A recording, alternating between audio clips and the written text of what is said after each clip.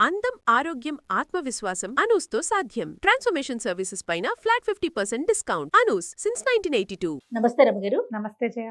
రమగారు, మనం ఏ ఆలయానికి వెళ్ళినా కూడా చాలా వరకు మనకి ఆళ్వార్లు కనిపిస్తారు. అవును. వీరికి సంబంధించి ప్రత్యేకమైన ఏదైనా కథనాలు ఉన్నాయా? అసలు ఎవరు ఈ ఆళ్వార్లు? చాలా ప్రత్యేకమైన కథనాలు ఉంటాయి జయ.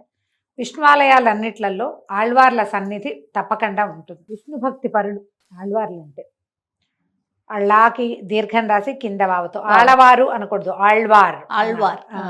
ఆళ్వార్ తిరువడిగలే శరణమని వారికి నమస్కారం చేస్తే విష్ణువుకి నమస్కరించినట్టే. భగవత్ సేవ కంటే భాగవత సేవ చాలా గొప్పదని చెప్తారు. ఈ వైష్ణవ సాంప్రదాయంలో ఆళ్వార్ల ప్రస్తావన అంటే గురు పరంపర అన్నమాట. వారే విష్ణువే పరదైవమని, పరతత్వము విష్ణువేనని, శ్రీమన్నారాయణే పరతత్వాన్ని చెప్పదగిన వాడు అని ప్రతిపాదించిన వాళ్ళు. విశిష్టాద్వైత మతాన్ని ప్రతిపాదన వీరి వల్ల జరిగిందనమాట.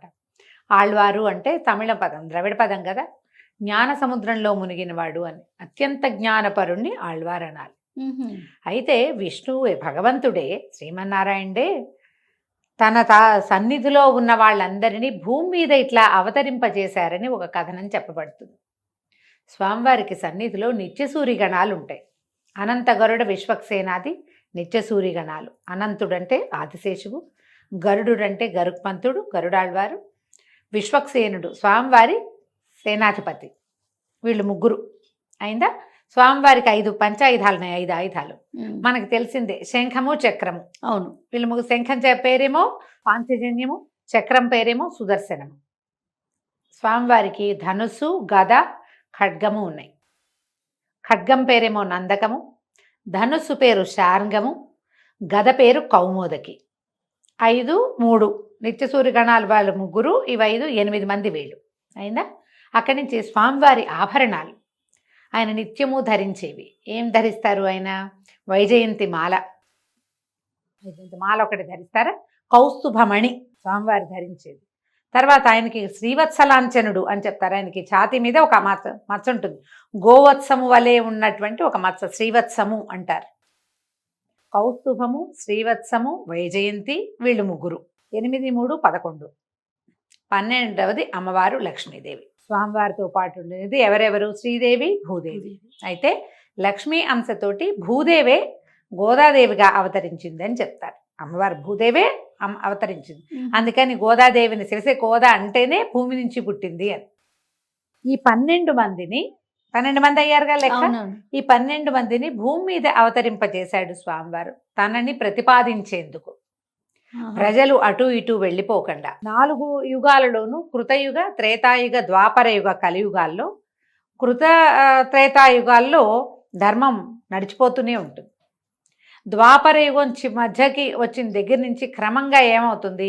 ధర్మము తరిగిపోతూ ఉంటుంది. కలియుగపు ప్రభావం వచ్చేస్తుంది. కలియుగంలో మానవులు తలా ఒక పక్కకి వెళ్ళిపోతారు. అనేక రకాలైనటువంటి పాషండ మతాలు వస్తాయి.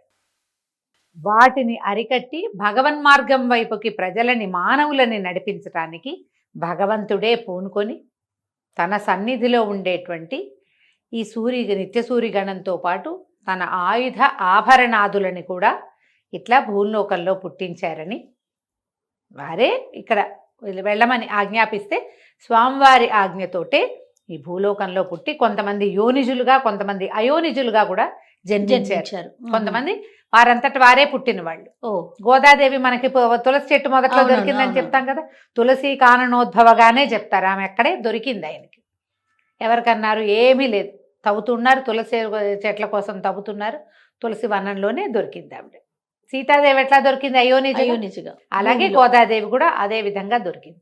ఇలా కొంతమంది దివ్య దంపతులకి పూర్వపుణ్య విశేషం చేత వారికే జన్మించిన వాళ్ళు కొంతమంది ఆళ్వార్లు ఉంటే, కొంతమంది అయోనిజులుగా జన్మించారు. ఈ 12 మందే ఇట్లా భూమి మీద ఉండి ఇలా భగవంతుడిని, ఆయన మార్గానికి ప్రజలని తిప్పారని చెప్పబడుతుంది. అయితే దీంట్లో మొదటి ముగ్గురు మొదలాళ్వార్లుగా చెప్పబడే వాళ్ళు ముగ్గురు, వీళ్ళు ద్వాపర యుగంలోనే పుట్టారు. అందరూ కలియుగంలో పుట్టిన వాళ్ళు ఏం కాదు. ద్వాపర యుగంలో పుట్టిన వాళ్ళు ముగ్గురు గురించి చెప్తారు. మొదలాళ్వార్లనే అంటారు వాళ్ళని. పోయిగై ఆళ్వార్, పూదత్తాళ్వార్, పేయాళ్వార్ వీళ్ళు ముగ్గురు. ఈ పోయిగై ఆళ్వార్ అనే ఆయన కాసారంలో పుట్టారు. సరోయోగి అంటారు. సరస్సులో ఒక కమలంలో ఇంచి పుట్టారట. పోయిగై ఆళ్వార్లు చాలా ప్రత్యేకమైన వ్యక్తిగా చెప్పబడతారు. విచిత్రంగా వీళ్ళు ముగ్గురు ఒకే సంవత్సరంలో ఒక్కసారి వేరువేరు ప్రాంతాల్లో పుట్టారు, వేరువేరు ప్రాంతాల్లో జన్మించారు. కానీ వీళ్ళు ముగ్గురు కలిశారు చివరిలో. కొంతకాలం కలిసి ప్రయాణించి కలిసి భగవద్ దర్శనం, భగవద్ అనుభవాన్ని పొంది చూసిన పెరుమాళ్ళని కంటితో చూసి ఆయన మీద ముగ్గురు 300 పాసురాలు చెప్పారు. ఈ ఆళ్వార్లు చెప్పిన పాసురాలనే మనం నాలాయిర ప్రబంధంగా చెప్పుకుంటారు. వైష్ణవ గ్రంథాల్లో ప్రధానమైంది ద్రవిడ ప్రబంధమైన నాలాయిరము, చాలా ప్రత్యేకమైంది. అందులో ఈ మొదటి ముగ్గురు ఆళ్వార్లు స్వామివారి దర్శన భాగ్యంతో చేశారట. 1, 2, 300 వరుసగా చెప్పారు. దాని కథ కూడా చాలా విచిత్రంగా కనిపిస్తుంది మనకి. మొదటి పోయిగై ఆళ్వారు సరస్సులో పుట్టారని చెప్పామో, తర్వాత పూదత్తాళ్వారు బండి గురువింద చెట్టు అంటారు. బండి గురువింద అని ఒక రకమైన మాధవీలత అంటారు. ఆ పువ్వులో ఇంచి పుట్టారట. ఓహో, ఆయనేమో ఆ పువ్వులోంచి జన్మించారు. పేయాళ్వారుగా చెప్పబడే 3వ ఆళ్వారు ఈయన ఇంచుమించుగా మనకి మద్రాసు ఇప్పుడు మైలాపూర్గా ఉంది కదా, మైలాపూర్ ఉంది కదా ఒక ప్లేసు, అక్కడ మణికైరవం అని ఒక బావి ఉండేదట. ఆ బావిలో ఒక పద్మంలోంచి పుట్టారట. పేయాళ్వారు అంటే ఆయన పేరే, ఈ పేయి అంటే పిచ్చి, తెలుసు కదా నీకు తమిళం. ఆయన ఒక ఏమంటారంటే ఒక ఉన్మాదావస్థలో భగవద్ ఆవేశంలో ఉండేవారు. అందుకని ఆయన పిచ్చివాడు అనుకునేవారు. కానీ పిచ్చి కాదు, అపరిమిత జ్ఞాన స్వరూపం ఆయన. వీళ్ళల్లో ఒకళ్ళనొకళ్ళు సరి చేసుకున్నవి కూడా కనిపిస్తాయి మనకి. పోయిగై ఆళ్వారు మొదటి నుంచి ఆయన సరోయోగని, కాసార యోగని అలా చెప్పేవాళ్ళు. ఈ రెండో వారినేమో భూతనాథులు అంటారు, భూతయోగి అంటారు రెండో వారిని, పూదత్తాళ్వారిని. ఈ పేయాళ్వారిని మహదాహ్వయులు అంటారు. మహాయోగి, మహదాహ్వయులు ఇలాంటి పేర్లో చెప్పబడతారనమాట. పూదత్తాళ్వారట ఆయన క్రమంగా ఆయన వయసు వచ్చిన తర్వాత, అంటే చిన్నతనం జన్మించి ఆయన దారిని ఆయన ఏమి ఆహారం లేకుండానే పెరిగేవారట. వీళ్ళు ముగ్గురిని గురించి అలాంటి కథలే చెప్తారు. అయితే ఈ పోయిగై ఆళ్వారు, పూదత్తాళ్వారు, పేయాళ్వారు వీళ్ళు ముగ్గురు మనకి ఒక్కసారే ద్వాపర యుగంలోనే జన్మించారు. ముగ్గురు కూడా వేరువేరు దేవస్థానాలకి సంచారులుగానే ఉండేవారట. విష్ణువు భగవద్ అనుభవం విశేషంగా కలిగి ఉండేది వాళ్ళకి. ఈ పేయాళ్వారు అన్న ఆయన అసలు పుట్టుకతోటే ఒక రకమైన ఉన్మాద స్థితిలో ఉండేవారట. అందుకని పేయి అంటే పిచ్చి కదా, అందుకని పేయాళ్వారనే పిలిచేవారు ఆయన్ని. కానీ అది పిచ్చిగా అలా భావించడానికి వీల్లేదు, విపరీతమైన జ్ఞానం అన్నమాట. వీళ్ళల్లో ఒకళ్ళనొకళ్ళు సరి చేసుకున్న సందర్భాలు, వీళ్ళు ముగ్గురు కలిసి ఉన్న సందర్భాలు కనపడతాయి. ఈ పేయాళ్వారు వీరి తర్వాత వారైన భక్తిసారుల్ని సరిచేసిన గాథ కూడా ఒకటి కనపడుతుంది. భక్తిసారుల కథ చెప్పుకున్నప్పుడు మనం పేయాళ్వారి సంగతి అక్కడ చెప్తాం. అయితే వీళ్ళు ముగ్గురునట ఒకసారి ఒక సందర్భంలో కలిశారు. ఇది ఎక్కడ జరిగింది? ఒక ఊరు వెళ్ళారు, తిరుక్కోవలూరు అలాంటి ఊరు. ఈ తమిళ పేర్లు కదా బాగా చెప్పలేకపోతున్నాను నేను. అయితే ఏమైందట, రాత్రి చీకట్లో వాన పడుతుంటే ఈయన ఒక అరుగు మీద విశ్రమించారట. విశ్రాంతి తీసుకుంటే పడుకోవటానికి బాగానే ఉంది. ఆయన అక్కడ పడుకున్నారు. పడుకుని విష్ణునామ సంకీర్తన చేసుకుంటున్నారు. విశ్రాంతిగా పడుకునేసరికల్లా బయట నుంచి ఇంకో కంఠం వినపడింది ఆయనకి. ఈ వచ్చింది ఎవరు? పోయిగై ఆళ్వారు వచ్చి, ఈ భాగవత భక్తుడికి కూడా ఇక్కడ, భగవద్దాసుడికి కూడా ఇక్కడ అవకాశం ఉందా, నేను కూడా ఇక్కడ తలదాచుకోవచ్చా అంటే, ఈయన ఎప్పుడైతే ఆ కంఠం విన్నారో తనలాగానే విష్ణుభక్తి పరుడు ఒకడు వచ్చాడని ఈయన, రండి రండి పర్వాలేదు, ఒకళ్ళైతే పడుకోగలం, ఇద్దరమైతే కూర్చోవచ్చు మనం అని చెప్పి కూర్చుందామని ఆయన్ని లోపలికి పిలిచారు. అదొక చిన్న గుడిసె లాంటిది అనమాట, ఒక అరుగు తాలూకు పంచ. ఆ వాన, చీకటి, చలి, దాని నుంచి రక్షింపబడ్డానికి రెండో ఆయన్ని కూడా లోపలి పిలిచారు. ఇద్దరు చేరుకో పక్కన కూర్చుని మళ్ళా విష్ణునామ సంకీర్తన చేసుకుంటున్నారు. ఇప్పుడు మూడో మనిషి వచ్చారు అక్కడికి. ఈయనెవరు? పూదత్తాళ్వార్లు. ఆయన కూడా నా విష్ణు సంకీర్తన చేసుకుంటూ వచ్చి, ఈ భగవద్దాసుడికి ఇక్కడ అవకాశం లభిస్తుందా తలదాచుకునేందుకు అని అడిగేసరికల్లా వాళ్ళకి తెలిసింది మనలాంటి వాడే అని.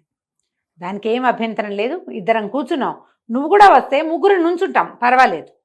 నుంచుని వానకి చలికి ఇబ్బంది లేకుండా, చీకట్లో ఎక్కడికి వెళ్ళకుండా, రేపొద్దున్న దేవాళ్ళని తెరిచి మనకు దర్శనం లభించే వరకు మనం భగవద్ధ్యానం చేసుకుందాం ముగ్గురు నిలబడి అని ముగ్గురు లోపలికి నుంచున్నారు. నిలబడి విష్ణునామ సంకీర్తన చేసుకుంటున్నారట.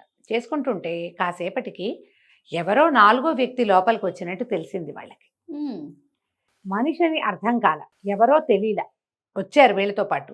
వీళ్ళకి ఇరుగ్గా ఉంది అది, కానీ మనిషి స్పర్శ తెలియటల్లా. నాలుగో మనిషి నుంచుంటే తెలియద్దు. ఒక్క కాసేపటికి ఆయన కూడా వచ్చిన ఆయన కూడా విష్ణునామ సంకీర్తన చేస్తున్నాడు. సంకీర్తన శబ్దం వినేసరికి ఒక భగవదావేశం కలిగిందట వీళ్ళకి. ఆ కంఠం అతిమానుషమైనది, అలౌకికమైన కంఠస్వరం అది.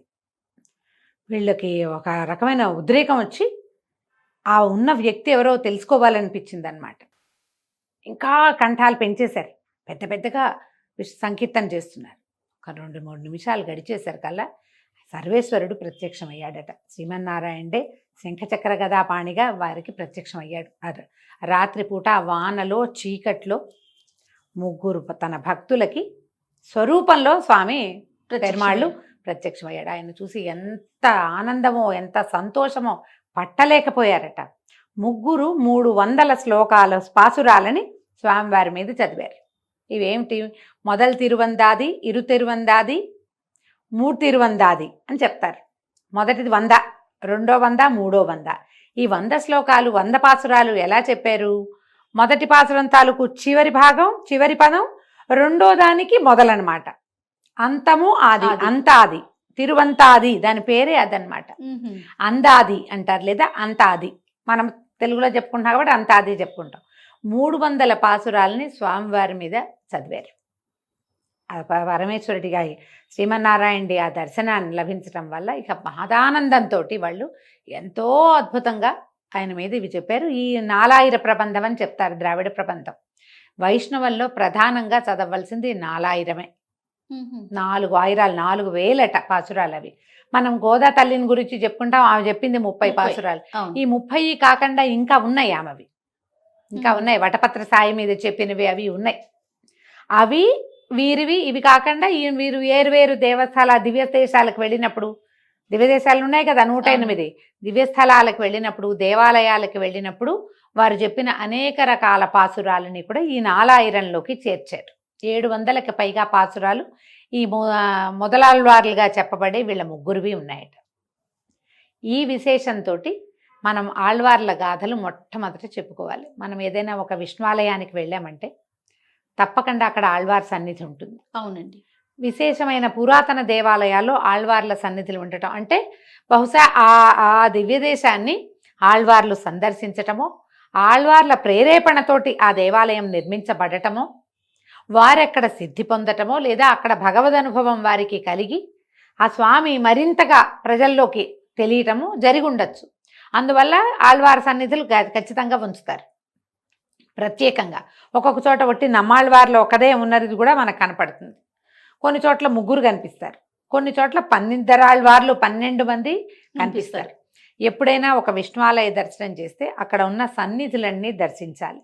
ఓకే. ఆళ్వార్ సన్నిధి ఉంటే తప్పకుండా వారిని దర్శనం చేస్తేనే ఈ దేవాలయ దర్శన ఫలితం లభిస్తుంది మనకి. మనం లోపలికి వెళ్ళంగానే కుడి చేతి వైపు గరుడాళ్వారు కనపడతారు. వాళ్ళు గరుకుమంతుడి సన్నిధికి ఎదురుగుండానే కదా స్వామి వేంచేపు చేయించుకుంటారు. సాధారణంగా వాళ్ళ తాయార్ల సన్నిధి అటు ఇటు ఉంటుంది. లక్ష్మీదేవి భూదేవి, శ్రీదేవి భూదేవి, లేదా లక్ష్మీదేవి గోదాదేవి, అమ్మవారి సన్నిధి కనపడుతుంది. ఆ దేవాలయపు పద్ధతిని బట్టి ఏ సన్నిధులు ఉంటే అక్కడ తాయార్ల సన్నిధి, ఆళ్వార్ల సన్నిధి తప్పకుండా చూడాలి. ఒకవేళ క్షేత్రపాలక సన్నిధి ఉంటే అది కూడా చూడాలి. మనం ఈ ఒక చీకటిలో మనకి వెలుతురు చూపించేవాడు గురువు.